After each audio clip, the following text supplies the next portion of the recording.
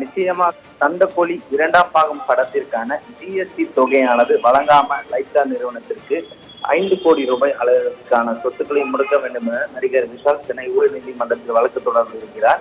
இது தொடர்பாக நடிகர் விஷால் தாக்கல் செய்துள்ள மனுவில் தன்னுடைய விஷால் பிலிம் ஃபேக்டரி பட நிறுவனத்தின் தயாரிப்பில் உருவான சண்டக்கோழி 2ஆம் பாகம் திரைப்படத்தில் தமிழ் மற்றும் தெலுங்கில் இந்த திரைப்படம் வெளியாகியிருந்தது.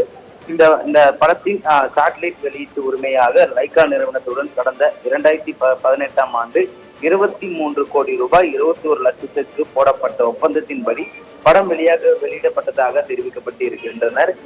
மேலும் அதற்கான 12% ஜிஎஸ்டி தொகையை லைக்கா பட நிறுவனம் செலுத்தாததால் அபராத தொகையுடன் சேர்த்து 4 கோடியே 88 லட்சம் ரூபாய் தான் செலுத்தியுள்ளதாக விஷால் நீதிமன்றத்தில் கூறியிருக்கிறார். குறிப்பாக தன்னை மன உளைச்சலுக்கான ஆளாக்கிய லைக்கா நிறுவனம் பல இடங்களில் கடன் பெற்று 500 கோடி ரூபாய் செலவில் கமல் நடித்து வரும் சங்கர் இயக்கத்தில் இந்தியன் 2ஆம் பாகம் படத்தில் தயாரித்து வருவதாகவும் இப்ப இந்த படம் சரியாக ஓடவில்லை என்றால் கடுமையாக நிதி நெருக்கடி லைக்கா நிறுவனம் சந்திக்க நேரிடும் எனவும் தனக்கு கிடைக்க வேண்டிய தொகையும் கிடைக்காமல் போய்விடும் என நீதிமன்றத்தில் நீதிபதியிடம் தெரிவித்திருக்கிறார்.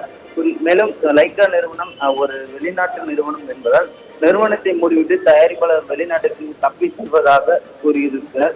தான் செலுத்திய ஜிஎஸ்டி தொகையை மற்றும் அபராத தொகையை வட்டியுடன் சேர்த்து 5 கோடியே 24 லட்சம் ரூபாய் மற்றும் 10,420 ரூபாய்க்கான உத்தரவாதத்தை செலுத்த லைக்கா நிறுவனத்துக்கு உத்தரவிட வேண்டும் என அம்மனுவில் தெரிவித்திருக்கிறார். குறிப்பாக மேலும் இந்த வழக்கு முடியும் வரை ஆர்பிஎல் வங்கியில் லைக்கா நிறுவனம் தாக்கல் செய்துள்ள சொத்துக்களை முடக்க வேண்டும் என நடிகர் விஷால் தரப்பில் வழக்கறிஞர் நீதிபதியிடம் முன்வைத்திருக்கிறார். மேலும் இந்த வழக்கை விசாரித்த நீதிபதி அப்துல் வழக்கு தொடர்பாக லைக்கா நிறுவனம் பதிலளிக்க உத்தரவிட்டு விசாரணை வருகின்ற ஜனவரி 19ஆம் தேதி தள்ளி வைத்திருக்கின்றனர்.